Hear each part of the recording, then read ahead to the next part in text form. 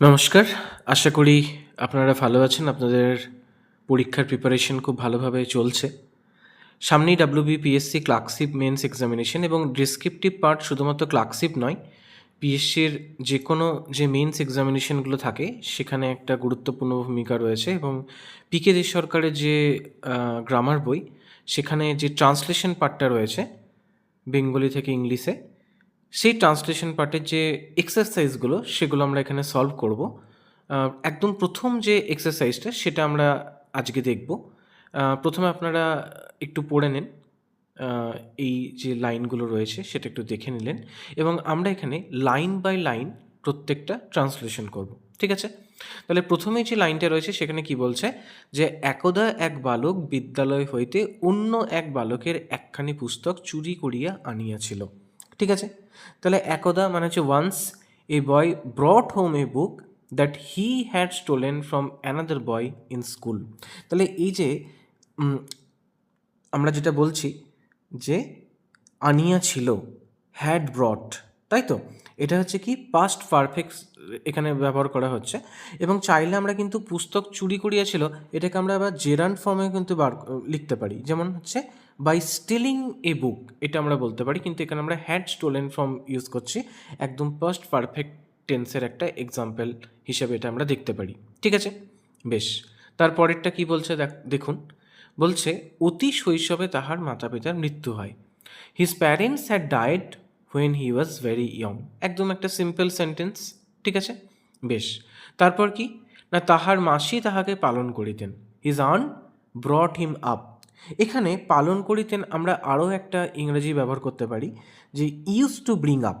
ঠিক আছে, পাস্ট যেটা হ্যাবিচুয়াল যে বিষয়টা হয় সেখানে কিন্তু ইউজ টু ব্রিং আপ এটাও কিন্তু ব্যবহার করা যেতে পারে। তারপর কি বলছে না, বলছে তিনি তাহার হস্তে ওই পুস্তকখানি দেখিয়া জিজ্ঞাসা করিলেন। দেখুন এখানটা আমরা কেমন করে লিখছি সেন্টেন্সটা, তিনি তার হাতে ওই বইটি দেখিলেন এবং জিজ্ঞাসা করিলেন।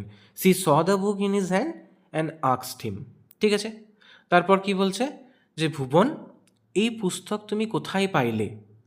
তাহলে Bhuvan where did you get this book, কোথায় পাইলে, এটা পাস্ট ইন্টারোগেটিভ একটা সেন্টেন্স এবং আমরা যখন ট্রান্সলেশন করব তখন যে ফর্মে রয়েছে সেটাই কিন্তু আমাদেরকে লিখতে হবে। এখানে ন্যারেশন চেঞ্জ করার কোনো রকমই দরকার নেই। তাহলে ভুবন এই পুস্তক তুমি কোথায় পাইলে, এটাকে আমরা লিখছি Bhuvan where did you get this book. ঠিক আছে, তারপর কি বলছে, সে বলিল বিদ্যালয়ের এক বালকের পুস্তক। He said it is a school boys book. যে স্কুলে পড়তো সেই একটা বালকের বই। ঠিক আছে, বেশ। তারপর কি বলছে, মাসি, এখানে বুদ্ধিতে হবে না, এটা বুঝিতে পারিলেন, এটা একটু ভুল হয়েছে, এটা কারেকশন করে নেবেন। মাসি বুঝিতে পারিলেন ভুবন ওই পুস্তকখানি চুরি করিয়াছে। The earn understood that Bhuban had stolen the book. তাই তো, হ্যাড স্টোলেন এখানে আমরা আবার ব্যবহার করছি, মানে পাস্ট পারফেক্ট টেন্সের আমরা আবার ব্যবহার করছি।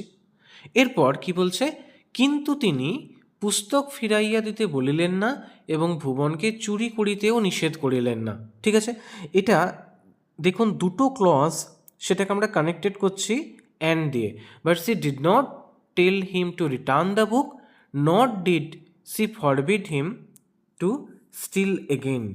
ঠিক আছে, তিনি পুস্তক ফিরাইয়া দিতে বললেন না এবং ভুবনকে চুরি করিতে বললেন না। ফরবিট মানে হচ্ছে কি না, নিষেধ করা। ঠিক আছে, তাহলে but she did not tell him to return the book, not did she forbid him to steal again.